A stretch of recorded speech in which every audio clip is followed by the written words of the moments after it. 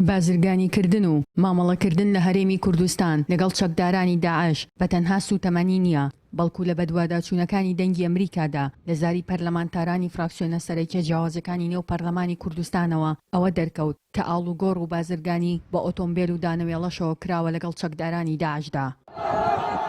ئەندامێکی لیژنە لێکۆڵینەوەکەی پەرلەمانی کوردستان چیرۆکی بازرگانی و هەوڵیناردنی ئۆتۆمبیل لە هەرێمی کوردستانەوە بۆ چەکدارانی داعش بەم شێوەیە دەگێڕێتەوە.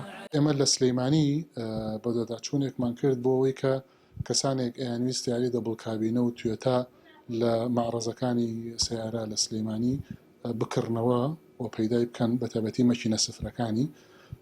دواتر کە بەدەداچوون کرا دەرکەوت کە ئەمانە ویستویانە بۆ ئەو بازرگانیە بەکاری بهێنن، بۆیە لەلایەن هەندێک لە خاوەن مەعرەزەکانەوە لایەنە بەرپرسەکان ئاگادار کران لەو ڕاستی و ئەوەش بەدەداچوونیان بۆ کۆکو ئاسایشی سلەیمانی. ناوێک هاتووە، ڕقەیەک هاتووە، عەقدێکی مەعرەز هاتووە، ئێمە داومانەتە لیژنەکە. بەپێی زانیاریەکان لە یەکێک لە تەقینەوە خۆکوژیەکانی ساڵی ڕابردوو کە بەهێزەکانی پێشمەرگە خۆکوژێکی داعش خۆی تەقاندوتەوە بۆ هۆی ژیان لە دەستدانی 4 پێشمەرگە و چەندین برینداری تری دەکەوتەوە. ئۆتۆمبیلەکە هەڵگری ژمارەی یەکێک لە پارێزگاکانی هەرێمی کوردستان بووە. بردننی ئۆتۆمبیل لە پارێزگاکانی هەرێم لە پێشانگاکانی ئۆتۆمبیل لەلایەن داعشەوە لای هەندێک پەرلەمانتار بەکارێکی سەخت و مەحاڵ نابیندرێت. ڕێکخراوی ژووک و قاعیدە بتوانێت خەڵک دروستکە بینێری بۆ ئەمریکا فێری ئەوان کە تیارە لێ بخۆن، دوای سواری تیارە بن بە تیارەکە وچنە ناو توین تیارەوە لە ئەمریکا. داعش ناتوانێت 3 سیارە لە هەولێر و لە سلەیمانی بەڕەقەمی سلەیمانی و کرۆ بەکاریان بێنێ. بۆ ئەمە شتێکی زۆر غەریبە. جگەل لە سوتەمەنی و ئۆتۆمبیل بازرگانی و ئاڵوگۆڕ بە دانەوێڵەشەوە کراوە بە وتەی ئەندامێکی لیژنە لێکۆڵینەوەکەی پەرلەمانی کوردستان کە بۆ ئەو مەبەستە پێکی هێنابوو. سایلۆی مووسڵ نەک مەخموود گەنمێکی زۆری لێ بووە، داعش مامەڵی پێوە کردووە و خەڵکی تریشە بۆ لەم سنوورە کڕیەتی بە نرخی یاسان و هێناوێتی. هەرچی دەنگۆی بازرگانیکردن و مامەڵەکردنە بە چەک و تەقەمەنی لەگەڵ چەکدارانی داعش لە هەرێمی کوردستان لەلایەن پەرلەمانتارانەوە ڕەت دەکرێتەوە.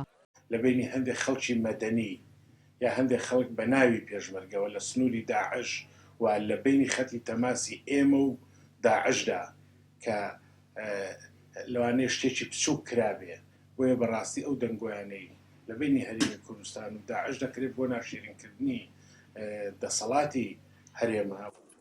ممکن نییە چەک داعش بڵێن چەکی دەست پێوێ بەکڕین و فرۆشتن یا بە هەدیە بێت لەلایەن هێزی پێشمەرگەی کوردستانەوە غەیری ممکن ئەمە. ڕەنگە زۆر جار واجهەیە کەسێکی ئاسایی بێت واجهە، بەڵام ئەم واجهەیە کاتێک کێشەیەکی بۆ دروستە بێت لە شوێنەکە مەسئولیت تەدەخولەکە و دەربازێکە هەموو مەشاریعی وڵاتەوە ڕۆشتۆ بەڕێ. کێ لەسەر ئەم تۆمەتانە دادگایی کرا، کێ دەستگیر کرا؟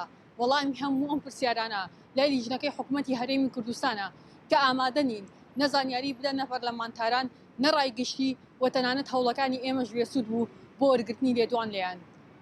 ژیار محەممەد، دەنگی ئەمریکا، سلێمانی.